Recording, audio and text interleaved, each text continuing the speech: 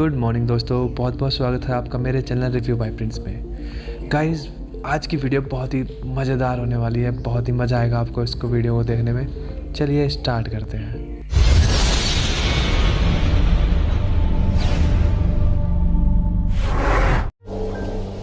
Movie की starting में हमें विक्टर फ्रैंकस्टाइन को दिखाया जाता है, जो कि एक मेडिकल स्टूडेंट होता है और वो कुछ बड़ा करना चाहता था अपनी लाइफ में। एक रात वह सर्कस जाता है, जहाँ एक खूबसूरत लड़की परफॉर्म कर रही होती है। परफॉर्मेंस के दौरान वह लड़की काफ़ी ऊंचाई से नीचे गिर जाती है और उसे बहुत ज़्यादा सीरियस चोटें लगती हैं। और फिर हमें इगोर को दिखाया जाता है, जो कि एक कुबड़ा होता है और सीधा चल नहीं पाता। गिरने की वजह से यह लड़की ठीक से सांस नहीं ले पा रही थी, लेकिन इगोर उसे देखकर समझ जाता है कि उसे क्या प्रॉब्लम हुई है और उसे कैसे ठीक करना है।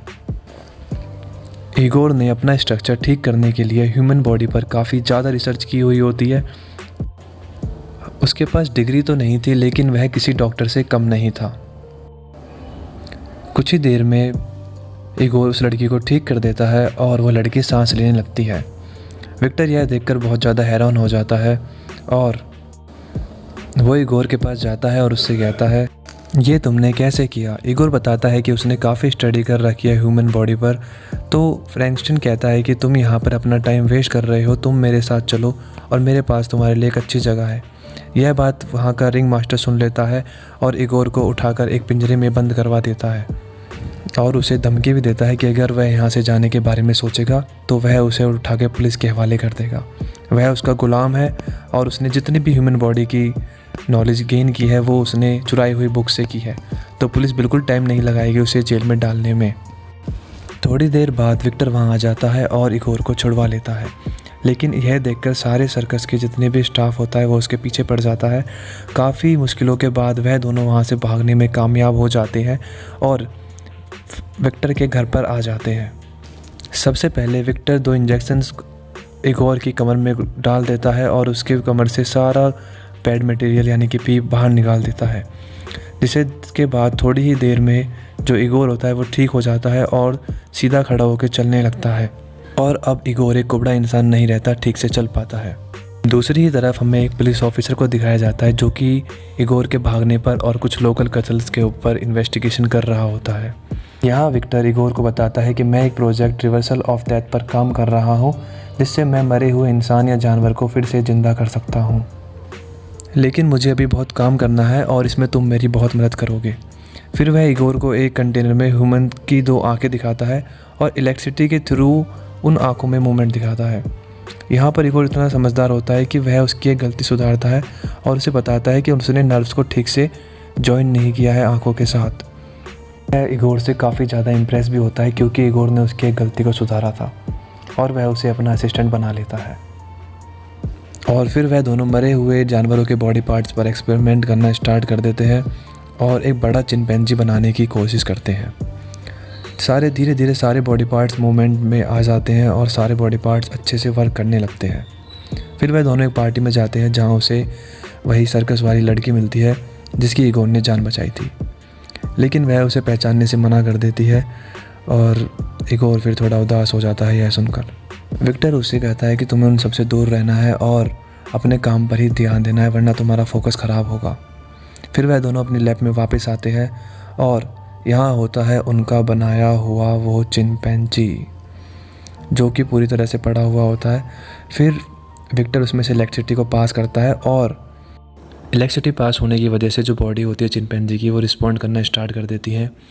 यह देखकर विक्टर बहुत ज़्यादा खुश होता है और कहता है अब उसे बड़ा साइंटिस्ट बनने से कोई नहीं रोक सकता। नेक्स्ट सीन में हम देखते हैं कि विक्टर चिंपैंजी को लेकर यूनिवर्सिटी पहुंच जाता है और चिंपैंजी की बॉडी से इलेक्ट्रिसिटी को पास करते ही वह चिंपैंजी जिंदा हो जाता है। लेकिन दोस्तों, जिंदा होने के बाद वह चिंपैंजी सबके ऊपर हमला कर देता है और यूनिवर्सिटी के लोगों को मारने लगता है। यह देखकर जो विक्टर होता है वह अपनी इन्वेंशन को अपने ही हाथों से ख़त्म कर देता है और उसे यूनिवर्सिटी से भी निकाल दिया जाता है। दूसरी तरफ इसके एक क्लासमेट को दिखाया जाता है, जो कि बहुत ज़्यादा अमीर होता है और इसकी इन्वेंशन से काफ़ी ज़्यादा इम्प्रेस्ड होता है। यह विक्टर से कहता है कि मुझे तुम एक ह्यूमनॉइड बना कर दो जो कि मेरे मुताबिक काम करे, और इसी के लिए वह उसे बहुत ज़्यादा पैसे भी ऑफ़र करता है। यह सब इगोर देख रहा होता है और उसे यह सब बिल्कुल ठीक नहीं लगता।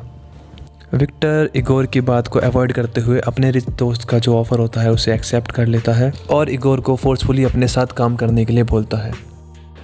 क्योंकि विक्टर ने इगोर के ऊपर काफ़ी एहसान किए हुए होते हैं, उसे एक कुबड़े से एक सीधा चलने वाला इंसान बनाया होता है, तो इगोर भी उसकी बात के लिए हाँ कर देता है।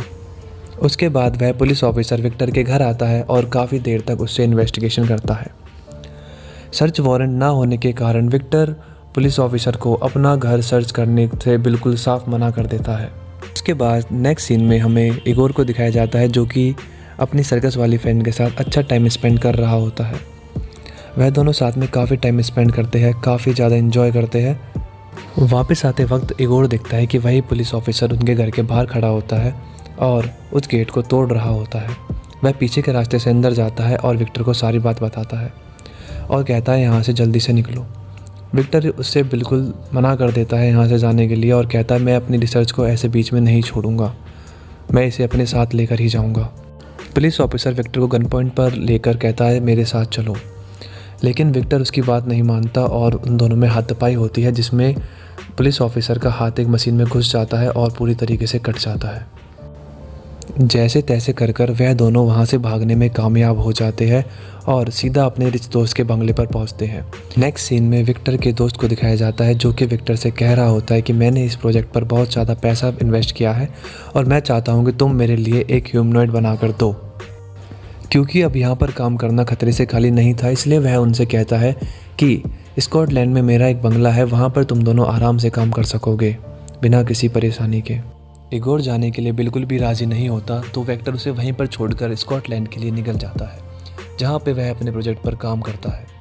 वेक्टर के जाने के बाद इन्वेस्टर इगोर को बताता है कि जैसे ही यह काम पूरा हो जाएगा वह वेक्टर को मरवा देंगे और इस इन्वेंशन को अपने लिए एक हथियार की तरह यूज़ करेंगे, क्योंकि वह एक ह्यूमनॉइड होगा तो ना उस पर गोलियाँ असर करेंगी और ना वह कभी मरेगा।